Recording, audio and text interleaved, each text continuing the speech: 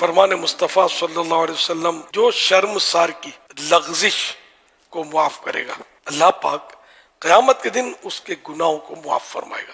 شرمسار یعنی اپنے کیے پر شرمندہ ہو اور اب وہ اپنی خطا کی معافی چاہتا ہے کسی بندے سے، وہ بندہ جو ہے معاف کر دے اپنی جو اس نے خطا کی ہے، مثلا دل دکھا دیا تھا، کبھی کوئی حق تلف کیا تھا، معاف کر دیا تو اللہ پاک قیامت کے دن ایسے شخص کے گناہ معاف کر دے گا. ہمارے یہاں بعض بڑے ضدی ہوتے ہیں، معاف نہیں کرتے.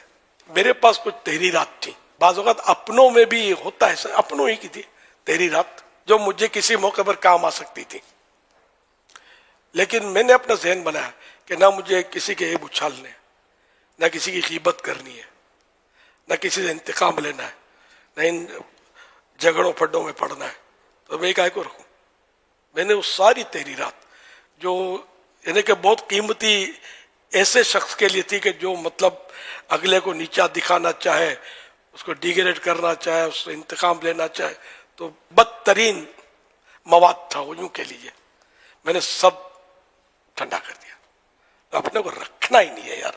دوسروں کے عیب کو ڈبو دو، انشاءاللہ اپنے عیب بھی ڈوب جائیں گے. تو اپنا ذہن اسی طرح مسلمانوں کے لیے صاف ہونا چاہیے کہ میری وجہ سے اللہ پاک کسی کو عذاب نہ کرے. یہ ذہن ہو اپنا. ہمارے بھائی ہیں، کبھی لغزش ہو جاتی ہے، واقعی دل ایسا دکھاتے ہیں کہ واقعی یعنی کہ بہت تکلیف ہوتی ہے، لیکن بہرحال ان کے لیے بد دعائیں کرنا اپنے ذات کے لیے اور بدلہ اور انتقام آخرت کی بربادی کی تمنا نہیں. اپنے ساتھ کیا ہوگا اپنے کو نہیں پتا، اپنے ایمان کا کیا بنے گا یہی نہیں خبر.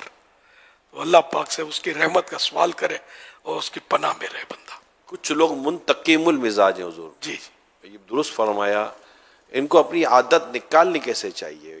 اگر مجھ سے محبت کرتا تو میری یہ باتیں جو میں نے عرض کی، میں واقعی بولتا ہوں کہ بعضوں کی ایسی سے پولے تھی، بعض شخصیتوں کی کہ ان کو زمین بھاری پڑ جائے، لیکن میں کیا کروں گا یار یہ کر کے.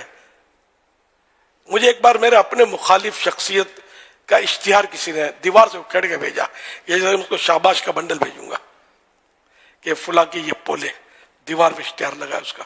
بڑی شخصیت تھی وہ. اس اشتہار کو پورا پڑھا نہیں، تھوڑا سا پڑھا تو میں سمجھ گیا. اس کی پولیں لکھی ہوئی تھی، اس کو لپیٹ لیا، ٹھنڈا کرو.